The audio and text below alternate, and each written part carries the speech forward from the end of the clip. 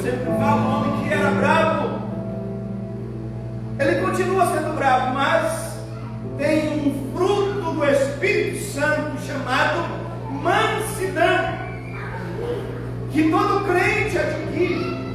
Nós aceitamos Cristo, recebemos o selo do Espírito Santo na nossa vida e somos selados pelo Espírito Santo para termos um nome escrito no livro da vida. Aí o apóstolo Paulo aos Coríntios, ele vai falar sobre os dons espirituais. Mas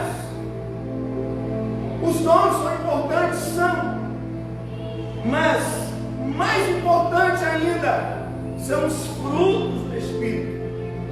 E os frutos do Espírito, eles são adquiridos. Nós precisamos buscar, nós precisamos conhecer a palavra. E dentro deste contexto, quando Cristo passa a viver na nossa vida, nós começamos a viver os frutos do Espírito. E um desses é a mansidão. O homem passa a ser guiado pelo Espírito Santo, orientado pelo Espírito Santo, porque ele passa a ditar as regras para nós. E os frutos do Espírito Santo nós vamos demonstrando com o passar do tempo. É como a pessoa aceita Cristo como Salvador e nós queremos que ele já seja um santo. A santificação é um processo. A santificação se leva a tempo. Por isso a Bíblia diz em Hebreus, dizendo: seguir a paz com todos e a santificação, sem a qual ninguém verá o Senhor. Para nós vermos o Senhor um dia, para nós encontrarmos com Cristo um dia, nós precisamos seguir a paz com todos e a santificação. Santificação é todo dia. Hoje eu descubro que eu tenho um hábito e esse hábito ele vai me trazer prejuízo para a minha vida, então amanhã eu vou procurar fazer com que este mau hábito eu seja policiado ele e eu passe a deixar de praticar, porque eu vou sendo moldado pelo Espírito Santo. Então Paulo está dizendo o seguinte: agora já não sou eu mais quem vivo, mas Cristo vive em mim. E esse viver que agora tenho na carne, Paulo está dizendo, este viver que eu tenho nesse corpo, neste tabernáculo, nesta casa em que eu e você moramos. Porque o dia que essa alma, o dia que o Espírito voltar a Deus, como disse Salomão, nós deixaremos essa casa. Essa casa cai e a Bíblia vai dizer que o pó volta à terra, porque somos pó, porque fomos feitos do pó, fomos criados por Deus do pó, somos pó. E quando o homem natural, essa carne morre, ele volta para o pó, mas o Espírito volta para Deus que o deu. Então ele diz: eu vivo pela fé no Filho de Deus, eu vivo pela fé no Filho de Deus. Em quem eu vivo? Pela fé em Cristo. Cristo salvou a minha vida, Cristo salvou a minha alma, Cristo mudou a minha vida, Cristo mudou a minha história, Cristo libertou a minha vida, Cristo morreu em meu lugar. E é por isso que eu vivo pela fé em Cristo Jesus, Filho de Deus. Agora Paulo vai dizer o seguinte aos Gálatas: que me amou a si mesmo, que me amou mais do que a si mesmo e se entregou em meu lugar. Por quê? Porque quem deveria morrer lá na cruz não era Cristo, não era Jesus.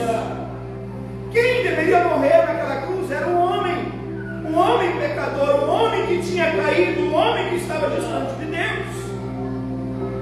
É por isso que quando Paulo escreve aos Romanos, ele diz que todos pecaram, destituídos estavam, sem direito de salvação, sem direito de falar com Deus, não tinha mais acesso a Deus. Não tinha acesso.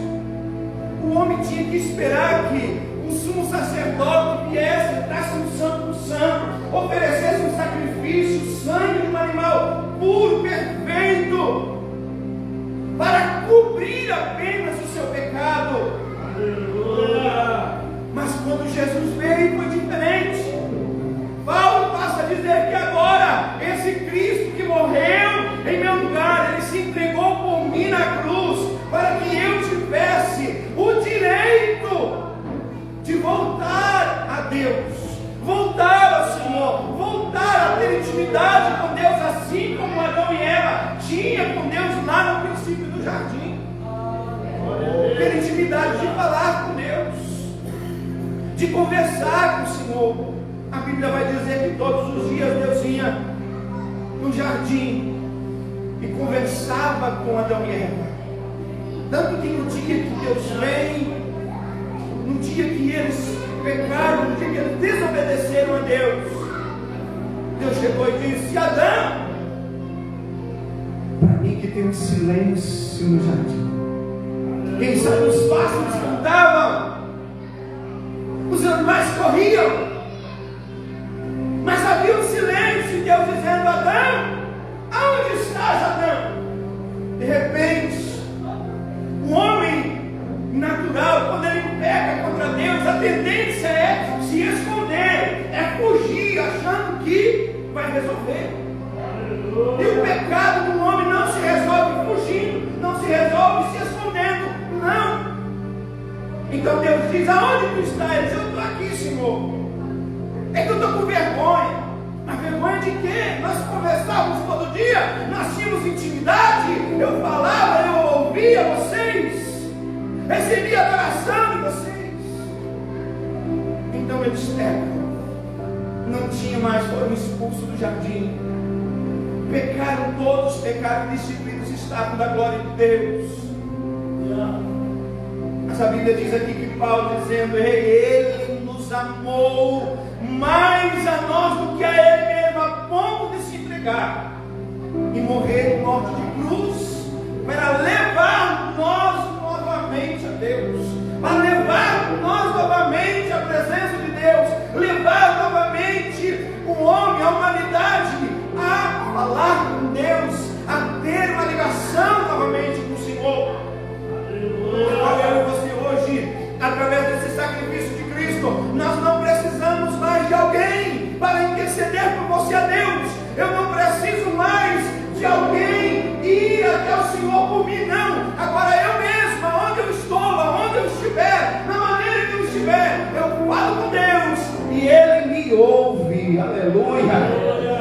Ele me ouve, Ele te ouve. Por quê? Porque hoje nós temos um caminho aberto. O véu do templo rasgou de alto a baixo, abrindo o caminho para que nós chegássemos a Deus. Aí, irmãos, eu queria começar a conversar com os irmãos nessa noite, baseado nesse versículo, e dar um tema para a nossa mensagem, e falarmos: aquele que a si mesmo se entregou por mim. Se entregou por mim, se entregou por você. Em 1 Coríntios capítulo 8, versículo 9, a Bíblia vai dizer que o Senhor sacrificou tudo por mim. Será que eu estaria disposto a me sacrificar, a sacrificar tudo aquilo que eu tenho, por amor de alguém? Mas a Bíblia diz que Ele deixou o céu, Ele deixou o trono, Ele deixou toda a sua glória, todo o seu resplendor, Ele deixou o seu habitat, as ruas de ouro, os muros de cristais, Ele deixou a glória do seu Pai, o convívio do seu Pai, aleluia, para vir a este mundo. A Bíblia diz em Filipenses, Paulo escrevendo aos Filipenses, a Bíblia vai dizer o seguinte: que ele não teve por usurpação de ser igual a Deus, antes aniquilou-se toda a sua glória, tomando forma de homem humano, vindo a este mundo morte de cruz para salvar as nossas vidas. Porém, a Bíblia diz que Deus o exaltou soberanamente e deu a ele um nome que é sobre todo nome, Jesus Cristo, o qual todo joelho dia há de dobrar diante dele, e toda língua confessará que ele é o Senhor dos senhores. Aleluia. O Senhor sacrificou tudo por mim. Ele sacrificou tudo por você. Agora eu quero falar para você o seguinte: você já imaginou o tamanho do valor que você tem para Deus? Aleluia. Quem sabe alguém chega para você e diz: ei, você não é ninguém. Ou quem sabe alguém da tua família diz: ei, você não vai chegar para nenhum. Ei, você é mais um simplesmente na sociedade. Não, você não é mais um. Você não é apenas um. Você é alguém que tem um valor imenso, que tem algo extraordinário na sua vida. Você tem um tesouro escondido em você, e o Senhor Jesus te ama. Ele deixou tudo por amor à sua vida, por amor a você. Então não deixa nem o inimigo, nem pessoas, nem amigos, nem parentes maldizendo de você, dizendo que você não é ninguém, que você não vai chegar a lugar nenhum, que você não é capaz, que você não tem capacidade. Porque o Senhor Jesus, Ele chama, Ele não escolhe capacitados, mas Ele capacita aqueles que Ele escolhe. Ele escolhe alguém e capacita dia após dia. As pessoas vão olhando e vão dizendo: ei, é diferente, porque algo está acontecendo na vida dele, está acontecendo na vida dela. É porque Jesus se entregou por você. Jesus sacrificou tudo que ele tinha por amor à sua vida. Sabe o que Jesus fez por mim e por você? Ele entregou a cabeça dele. Entregou a cabeça para uma coroa, e não é uma coroa de ouro, não é uma coroa de honra, não é uma coroa de destaque, não é uma coroa de brilhos, não, que chama atenção aonde as pessoas não. Ele entregou a cabeça dele no lugar da nossa, para que se colocasse uma coroa de espinho, a qual foi colocada na sua cabeça, batida com uma cana sobre ela, para que os espinhos entrassem na sua fronte e o sangue escorria. A dor era insuportável, mas ele diz: mas eu amo ela, mas eu amo ele, mas eu amo aquela família, eu amo aquele homem, eu amo aquele jovem, eu amo aquela mulher, eu amo aquela moça, eu vou passar por isso, por ele. Pegou a cabeça dele para ser perfurado por mim, por você. Por mim, por você. Aleluia. João 19:2. João 19:2. Ele vai falar que pegou a sua cabeça para que você não sentisse as dores, para que eu não sentisse as dores, mas para que você, através do sacrifício dele, entendesse que ele veio para salvar a minha e a sua vida. Vamos em frente. Lucas 19:41. A Bíblia vai dizer que Jesus entregou os seus olhos para chorar no meu e no seu lugar. Como assim, pastor? Aleluia. Lucas 19. Tem 19:41. A Bíblia diz que um dia Jesus está chegando. Ele está chegando na cidade de Jerusalém.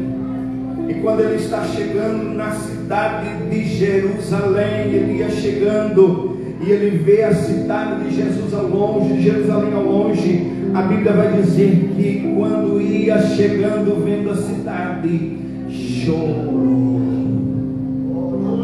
Chorou por quê, irmãos? Porque ele sabia o que lhe esperava. Não esperava aplauso. Jesus sabia que não ia ser aplaudido. Jesus sabia que não teria uma recepção extraordinária antes. Ele sabia que aqueles homens estavam esperando para matá-lo, mas ele precisava cumprir o propósito, ele precisava cumprir aquilo que lhe estava colocado para que ele cumprisse. Então, quando ele olha para Jerusalém, ele chora no meu e no seu lugar. Jesus chorou. Você pode até pensar: ninguém se importa comigo, ninguém me ama, ninguém me dá valor, ninguém me ama. Eu quero dizer para você: tem alguém que te ama mais. Mãe ama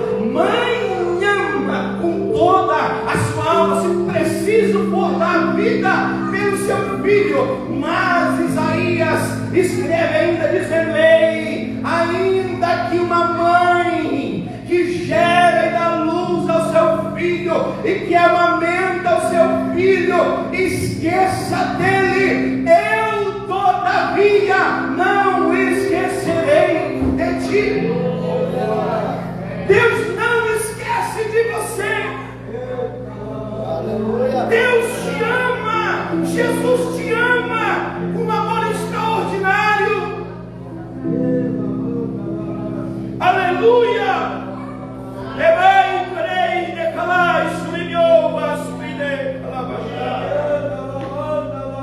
Os olhos de Jesus choraram por mim. Os olhos de Jesus choraram por você. Então você tem valor. Jesus te ama. Jesus te ama. Jesus, Ele é fantástico. O homem diz: vamos apedrejar, vamos matá-lo. Pecou, vamos matar. Errou, vamos matar. Enquanto o homem está com pedras na mão para tentar matar, Jesus está com o dedo na areia escrevendo, e ninguém nem está vendo o que ele está escrevendo. Mas quando ele levanta, ao dizer vamos matar, Jesus diz: vocês não têm pecado, atira a primeira pedra, pode apedrejar ela, e continua escrevendo. De repente Jesus levanta os olhos e encontra a mulher diz: cadê os teus acusadores? Cadê aqueles que queriam te matar? Foram todos embora? Foram. Então também não te condeno. Vai, não pegues mais. Jesus é diferente. Jesus quer nos abraçar. Jesus quer que nós viva na presença dele. O ser humano é diferente. Um homem que não tem o Cristo, que nem disse Paulo, agora Cristo vive em mim. Ele vive na minha vida, então eu consigo olhar com a ótica de Cristo. A partir do momento que nós olhamos com a ótica de Jesus, nós agimos diferente. Se nós pararmos em algumas decisões da nossa vida, em algumas coisas que vamos fazer, nós parar e dizer assim: Jesus, o que o Senhor faria no meu lugar? O que o Senhor faria neste momento? Eu acredito que muitas vezes, de muitas coisas que nós fizemos, nós não iríamos fazer. Simplesmente porque Ele diria para nós: não vai ser bom, vai dar ruim. Vai dar ruim, não faz isso. Não vai ser legal. E nós sairíamos com um sorriso no rosto. Mas como nós somos teimosos, como diz a palavra do Senhor, naquele povo lá no Egito, que saiu do Egito e pastoreado por Moisés, a Bíblia diz que aquele povo, esse povo que te segue aí, Moisés, é um povo teimoso. Mas quando nós deixamos de ser teimosos e ouvimos a voz de Deus, e deixamos aquele que vive em nós falar por nós, nós agimos diferente. Aleluia. Amados, Ele emprestou as suas faces àqueles que os maltrataram. Isaías 56, 50, versículo 6. Ele emprestou a face. Ele foi esbofeteado. E hoje nós dizemos: eu não levo desaforo para casa. Eu sou crente, mas se me bater, vai levar.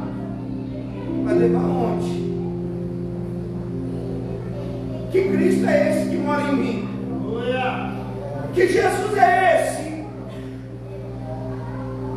Será que ele está vivendo mesmo em mim? O velho homem está florado na pele, dizendo: ei, se fizer, eu volto a mostrar quem eu era.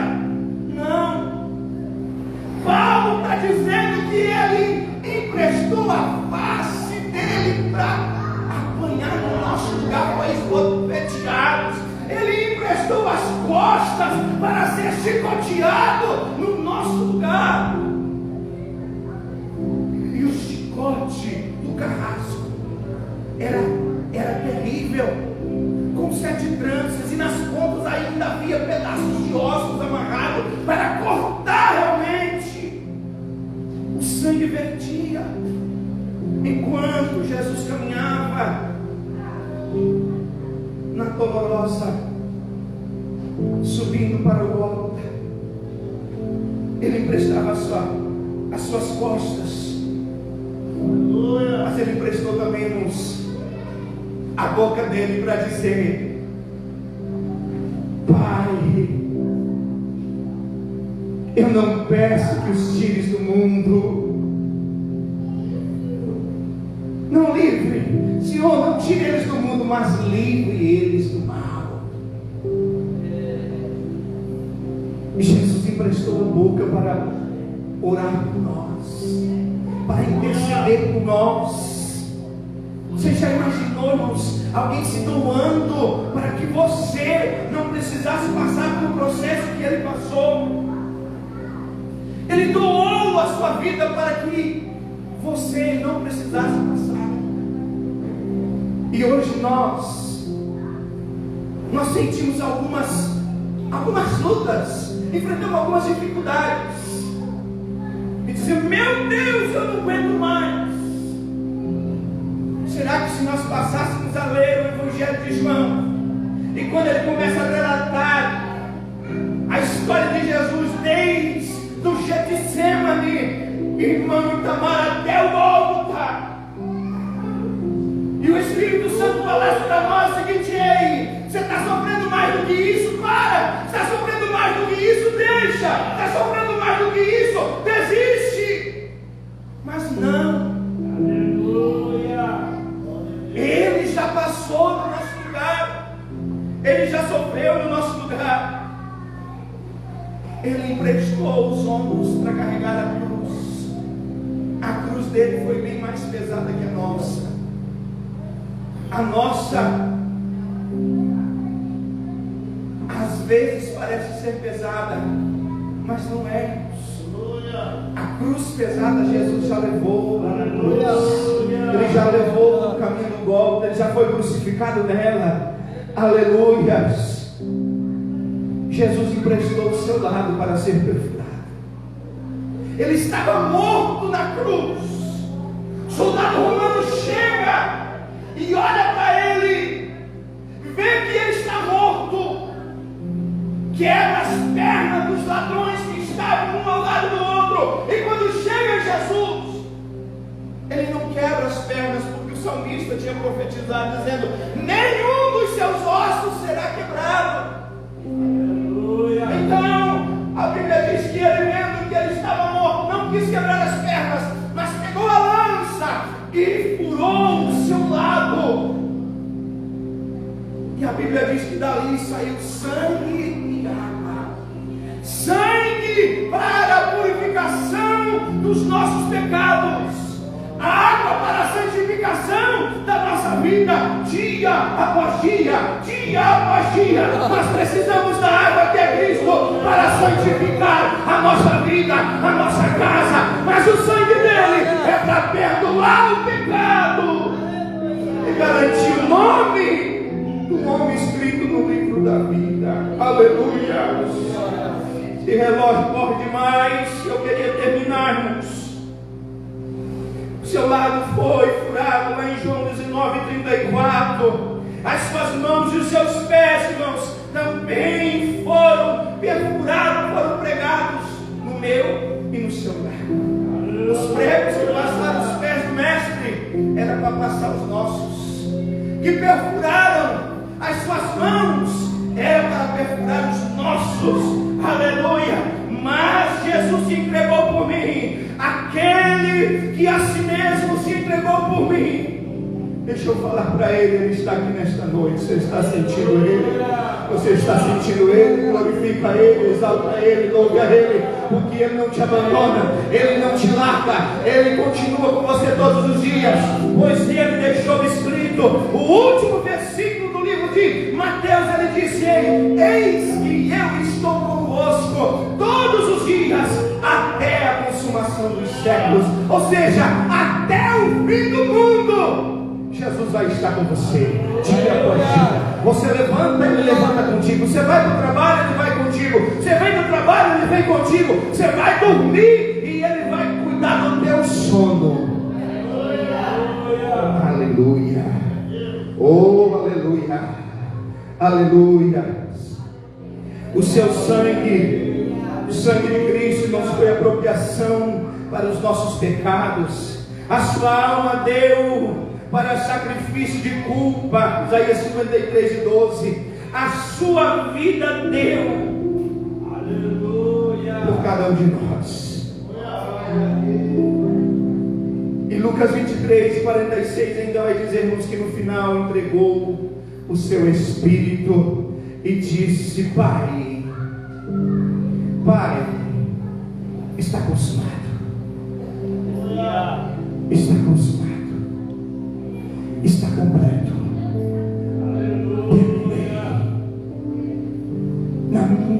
Nas tuas mãos eu entrego o meu Espírito, Pai. Está consumado. Se coloca de pé, você que pode, em nome de Jesus, nesta noite. Tipo, meu marido, louva o Senhor com hino. Aleluia. Enquanto eu oro com você, por você nesta noite. Aleluia. O louvado é o nome do poder de Deus. Aleluia. Bendito é o teu nome, Jesus. Bendito é o nome do Senhor. Bendito é o nome do Senhor Jesus.